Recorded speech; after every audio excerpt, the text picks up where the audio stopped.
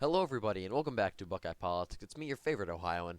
So today we're going to be doing kind of an interesting video, and that is this 2022 governor and Senate predictions if it ended up being a blue wave year. Now, this scenario would be if Donald Trump were to have won the 2020 election, because as you know, midterm elections tend to favor whichever party is not in power. We've seen that going back to the 1990s, even the 1980s. So while I don't think that 2022 would be as big of a wave year if Donald Trump had won, it certainly would be a Democratic favorable year. Like we saw in 2018, while the gas prices and the inflation and like the economy weren't as bad as under Biden, they're actually pretty good. The Republicans still did lose several seats in the House and the Senate. Well, actually, I think they gained seats in the Senate because of just the cursed map, but even then, Republicans lost. They lost the House, and so this scenario, well, I think it wouldn't be as bad of an environment for the Republican Party since Trump would be in office still. I don't think Russia would have invaded Ukraine, not because Trump was like this like fierce foreign policy guy, but just simply because he didn't want to expand NATO, and that's really the reason Putin invaded Ukraine. It's not because he's like this. It's not because it's not because Biden's necessarily weak. Well, that's part of it. That's not the main reason. The big reason is just Ukraine was warming up too close to NATO, and if Trump was still in power, that wouldn't have happened. And so if Putin never invades Ukraine, we don't have as bad of foreign policy under Trump. I think the Afghanistan pullout probably would have gone a little bit better under Trump. But then again, that was mostly the military-industrial complex that did that. So kind of an iffy weird thing to scale how that would have turned out. Because although Biden was overseeing that, a lot of that was just done by the military generals itself. So that's kind of a weird scenario to look at. And then inflation probably wouldn't be as bad, but there still might be some. So it really would be hard to gauge how the wave will go. So I'm kind of going to be basing this off of a mix of 2018 and 2022. So I'm going to say that things are nowhere near as bad as they are now, but it's certainly not a good environment either. So it's going to be a quick video. I'm just going to kind of fill in the states. We're going to fill in the states that would still be safe Republican.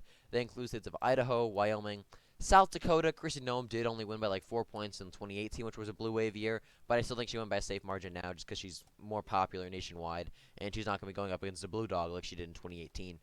Nebraska, Oklahoma, Arkansas, Tennessee, Alabama, South Carolina, New Hampshire, Vermont, Alaska, probably Iowa. I mean, Kim Reynolds, it'd be pretty close, but Iowa is trying to the right a decent amount, and so I think she would still hang on.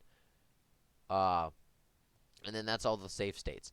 The safe Democrat states include states of California, Hawaii, Colorado, because Jared Polis is pretty popular, Illinois, Maryland, New York, Massachusetts, Rhode Island, and I believe that is it.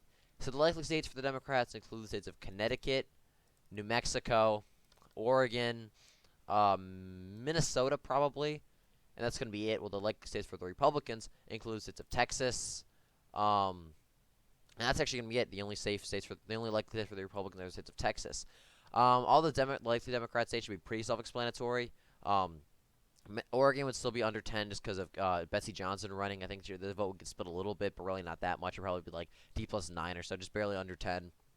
New Mexico, Ron Chetty's a good candidate, and so I think it would be likely. He'd probably only lose by like 6 or 7, similar to his loss in 2020.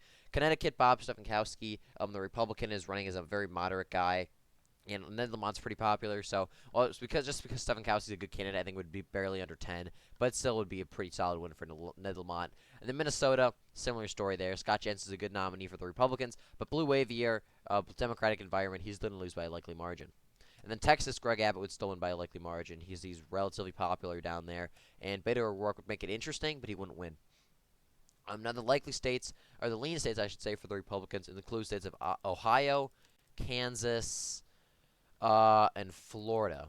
Now Ohio, DeWine won back in 2018 by about 4 points. He's going to win over a lot more independent voters, and Nan Whaley's a lot more liberal than I think a lot of moderates would like to see, so I think a lot of moderates would just vote for DeWine. So DeWine would still win, but it would be by a lean margin. It would be much more competitive than it is in this timeline. Instead of Kansas, Laura Kelly, it would be an interesting race, but I think she would still very narrowly lose. It would be very close, though. She'd probably only lose by like a point or two. But the Republicans do have a solid candidate, and Laura Kelly only won anyways because of vote splitting. So I think Laura Kelly would still, she would lose, but it would be very competitive. Instead of Florida, Ron DeSantis is pretty popular, and Florida is relatively immune to wave years. So I think that he would win, probably not by the margin he would in this timeline, probably only by like 3 to 4 points. He'd probably do about the same as Trump did in 2020. The lead states for the Democrats actually include states of Michigan, Maine, Pennsylvania, uh, I don't know, Nevada, probably Nevada if we're honest, and Arizona, and I don't know about Arizona. Probably Arizona. I'm iffy on Arizona because I think Carrie Lake would be pretty polarizing in a wave like this, but no one's gonna turn out for the Democratic nominee because she's just a Bernie Sanders SJW type. So I don't know about Arizona. So this leaves so Maine, Pennsylvania, Michigan, and Nevada are the lean Democratic states. Maine is only lean because LePage is a decent nominee. I think he would lose by like 4 points. That's the only reason it would be lean. It would be likely to safe if it was anyone besides Paul LePage. Pennsylvania, Mastriano would probably he wouldn't do as well as he would in this timeline. It would lean Democrats. I think he's not a bad candidate, but the only reason he would probably win is national environment. I mean, he'd make it interesting anyways, but I think he would probably lose by a lean margin. Michigan, the Republicans don't even have a good candidate. Whitmer is relatively popular. Nevada, Steve Sisolak isn't necessarily unpopular, and I think really Wave would carry him over. The tilt Democrat states include the states of Arizona, and I think the tilt Republican states with the Georgia, and I think Wisconsin would tilt Democratic. Wisconsin, like I guess Tony Evers isn't very popular up there, but Blue Wave year against he would win relatively. He would win by by a very close margin. Cleavage would do a good job of getting out the WoW counties and doing decently in rural Wisconsin, but Tony Evers just being since he was decently popular and the Blue Wave year wouldn't be as and it would be a Blue Wave year. I think he would still win. Arizona would be super close, but I think Carrie Lake would probably lose in a blue wave year. It was really just depending on the size of the wave and the campaign style. But I don't know. I think she would lose by a tilt margin. Georgia, Kemp is actually rather popular in Georgia with Republicans and moderates after the 2020 election. So while I think Abrams would run a good campaign and get Atlanta turnout to skyrocket, I think Kemp would just do very well in rural Georgia, and he would do decently with moderates in the suburbs. And so Georgia would be very competitive, but in the end, I think it would still go to Brian Kemp. So this is the 2022 governor's election. If it was a blue wave year, let's go over the Senate election. State Republican states include states of Idaho, Utah, North Dakota, South Dakota, Iowa, Kansas, Oklahoma, both races probably, Louisiana, Arkansas, Alabama, Kentucky, not Alaska. I don't know about probably not South Carolina either. The safe Democrat states would include states of Oregon, California, Hawaii, probably Washington, Illinois, Maryland, Connecticut, Vermont, New York, and that's going to be it. States would be pretty self-explanatory. Iowa would be safe because Chuck Grassley would run as a Republican, and he would win by like 20 points anyway. It wouldn't matter the national environment. Chuck Grassley would win in any environment.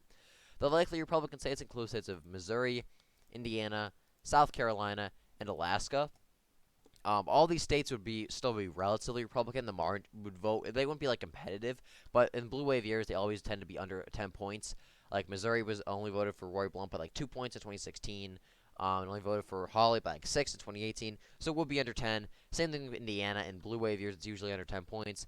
South Carolina, same thing, and Alaska, same thing. So while these states wouldn't necessarily be like competitive, they would still be under 10 points, and they'd be likely margins. The likely Democrat states include states of Colorado, and that's going to be it. Lean Republican states, actually, Florida would also be likely because Rubio's running. If it was any other Republican besides Rubio, it would be lean to tilt. But Rubio is still a solid nominee. He's well liked. He'd win by a likely margin, probably only by like 6 points or so. He would underperform. He'd probably do about as well as he did in 2016, if not underperform that. So the lean Democrat states, actually, there's no likely we filled in likely Democrat state. The lean Democrat states include the states of Nevada, Arizona, probably Pennsylvania, New Hampshire. I don't know. Actually, I don't know. Probably Georgia actually as well. I don't really know though. It would depend on the campaigns. The lean Republican states include states of North Carolina and Ohio. Yeah, that's going to be the lean states for each side. In Nevada, Catherine Cortez Masto. I think Nevada would be tilt Democrat actually, just because Laxalt's a good candidate. Anyone besides Laxalt would probably lean Democratic. But Catherine Cortez Masto, I think that she would win, but it would be closer than people expect. I think Laxalt would run a decent campaign. I mean, he almost won in 2018 for the governor race, and at the time, Sisolak was the Reid machine was still in power. The Reid machine would not be in power now, and so I think it would be closer than people. It would be really close compared to what people expect, but I think Laxalt would still lose very narrowly. Arizona, I think Mark Kelly would run a good campaign. He'd be this like he'd say he was this like moderate who I don't know, he'd run a very moderate centrist campaign which would do well in the Arizona suburbs, and in a blue wave year with suburban voters already kind of favoring the Democrats, I think he would win by a lead margin. Instead of Georgia, Raphael Warnock would probably do a very similar thing there. Although he's relatively left leaning, he'd probably run as this like moderate guy, win by a lean margin. Pennsylvania, John Fetterman would do very well. I think against Dr. Oz in this environment, I think Oz would do very well in the like Philadelphia suburbs. But I think just because of the wave environment and anti-Trump sentiment, I think he wouldn't do as well as people would expect him to do. So they would lean to John Fetterman. State of New Hampshire, Maggie Hassan is already has a decent shot at winning in the national just because of the national environment now. Even with a Republican national environment, Maggie Hassan's race is pretty much pure toss-up. So the Democrat environment, I think it does still narrowly go to Maggie Hassan. State of North Carolina, it'd be close, but I think Ted Budd would win by about a point or two. The fact that Trump did win North Carolina in a very unfavorable environment in 2020 tells me that Ted Budd, being a decent candidate, would probably win, although it will be very close. Ohio, Tim Ryan is a great candidate, and he would make the race very interesting. But just because J.D. Vance would be more of a populist Republican, I think J.D. Vance would hang on pretty narrowly. But Ohio would be very interesting. Definitely would be a very close race. Now that brings us to the last state, which is the state of Wisconsin. And I've gone back and forth with the state of Wisconsin, but in the end, I do think it would very narrowly tilt to Ron Johnson. Ron Johnson is a pretty popular incumbent. A lot of people he's well liked in Wisconsin. He's won by decent margins before. So the Democrats really just don't have a good candidate. If the Democrats a decent candidate, like for example, if Russ Feingold were to run again, which I know he wouldn't, but even just someone similar in policy to Russ Feingold, they would probably win this race. But Mandela Barnes is like this anti-white racist. He wouldn't win, and then all the other people are just like grifters who wouldn't win either. So if the Democrats just had a good candidate, Ron Johnson would probably lose. But because Ron Johnson is A, relatively popular, and B, Democrats just would not have a good candidate, I think Ron Johnson would very narrowly hang on. This race would still be super close, but it would very narrowly go to Ron Johnson still. So kind of a cursed map for both of these, but do think this would be the prediction if we did have a Democratic favorable environment. Now, take this with a grain of salt because a lot of this really would depend on national environment and events over the last year and a half, which would be completely different. So this could be completely off compared to what happened. Maybe it would be in even worse shape than we are now. Maybe we'd be in even better shape, and this is actually over estimating the Democrats. Who knows? We don't know what's gonna. We don't know what would happen. So with that. Take this with a grain of salt, but I do hope you enjoyed this kind of old history video. If you did, please like and subscribe for more, and I'll see you in the next one.